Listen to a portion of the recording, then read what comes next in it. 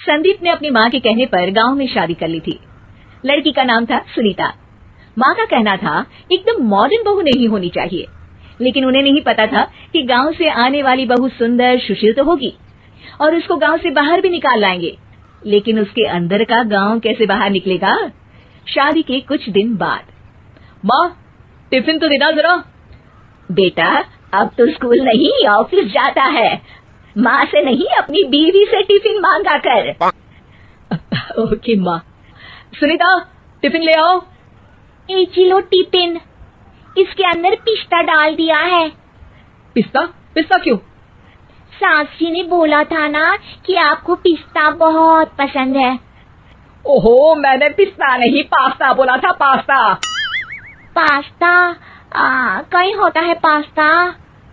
अरे बेटी तू रहने दे, मैं बना दूंगी। अच्छा किया कि पाव भाजी बनाने का नहीं बोला, वरना किसी के पाव बना देती है।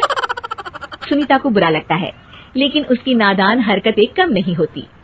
ऐसे ही एक दिन, अरे तुमने ये क्या लगाया है? अरे आप वो फूस फूस करके लगाते हैं ना, वही। डियो? का दियो? किसको दियो? अरे वही ना जिससे खुशबू आती है। हाँ हाँ सही पकड़े हैं। अच्छा लेकर तो आना। कौन सा डियो लगाया तुमने? अभी लेकर आते हैं जी। संदीप की बात मानकर सुनीता अंदर से खुशबू वाला फुसफुस लेकर आती है। OMG! OMG मतलब ओ माय गणेश ना। अरे OMG छोड़ो, ये खुशबू वाला फुसफुस की बात कर रही थी तुम? हाँ इसी की, फिर से सही पकड़े हैं। अरे देवी, लेकिन आप सही नहीं पकड़े हैं, ये डियो नहीं है। डियो नहीं है तो क्या लियो है? अरे ये रूम फ्रेशनर है, जिसको कमरे में छिड़कते हैं, खुद पर नहीं। कोई बात नहीं, माँ कहती थी आत्मा किराएदार है, शरीर एक किराए का कर्म।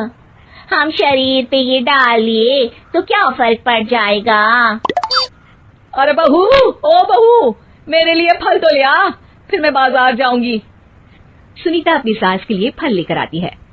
अरे बेटा, पपीता, तरबूज और सेब फल ऐसे कैसे खा लूं, काट कर तो ले आ। माँ जी, मेरे गांव में तो खेत से उठा के सीधा खा लेते हैं। अरे ये तेरा गांव नहीं है ना। अरे संदीप, तू ही कुछ समझा देना इसको बेटा। मैं कैसे समझाऊं माँ, ये तो माइक्रोवेव को भी भट्टी बोलती है। कल मैंने बोला हाय कैसी हो, तो बोलती है किसी को हाय नहीं लगानी चाहिए। अरे सुनीता, तेरा क्या होगा? किसी भी गलती पर घबराना नहीं चाहिए। ऐसे बताओ माँ जी, अभी हम कुछ करेंगे फिर पता चलेगा क्या होगा, लड़का या लड़की। हे भगवान, कहाँ से आ गई है? रामपुर से जी, आप ही तो लेकर आए थे मुझे। अरे बहू मेरी बात सुन, फल यानी कि फ्रूट जब भी लाए ना तो काट कर लाना, ठीक है? जी ठीक है माँ जी, फल यानी फ्रूट यानी काट के लाऊंगी। सुनीता रोज ही कोई ऐसी हरकत कर देती जिसकी वजह से उसे घर में 2 बातें सुननी पड़ती। एक दिन, माँ मेरे बॉस घर पर आने वाले हैं शाम को। मेरे बॉस घर पर आने वाले हैं शाम को, उनका बर्थडे है, फैमिली साथ नहीं रहती उनके, तो यही पार्टी कर लेंगे। उनको अच्छा लगा तो शायद मेरा प्रमोशन भी हो जाएगा। मैं ना फ्रूट केक लाकर फ्रिज में रख दूंगी और तेरे साथ आज खाना मैं बनाऊंगी। संदीप के साथ बड़े साहब भी घर आते हैं। आप फ्रूट केक तो ले आना बहू, फिर खाना खाएंगे। और इस सब की क्या जरूरत थी, आपने बुलाया वही काफी है। सर आपका परिवार शहर में नहीं है तो हम ही आपके परिवार जैसे हैं सर। इतने में ही सुनीता फ्रूट केक लेकर आती है और बड़े साहब की टेबल पर रख देती है, और जैसे ही केक के ऊपर का बॉक्स हटाती है, ओह ये क्या है, केक तो कटा हुआ है, मैं तो ऐसा नहीं लाई थी। आप मुझे शाबाशी दे सकती है माँ जी, मैंने ही केक काट दिया। आपने कहा था ना फल यानी फ्रूट यानी हमेशा काट के लाना, तो फ्रूट केक भी तो फ्रूट ही है ना, तो मैंने पहले ही काट लिया। हूं ना मैं समझदार। अरे बहू, ये क्या किया? केक हमेशा वही काटता है जिसका जन्मदिन होता है। तुझे एक बात भी समझ नहीं आती, एक नंबर की बेवकूफ है। पूरा माहौल बिगड़ चुका था। संदीप को लगने लगा था कि साहब उसे प्रमोशन तो दूर की बात है, कहीं डिमोशन ना दे दे। लेकिन साहब बीच में ही बोल पड़ते हैं।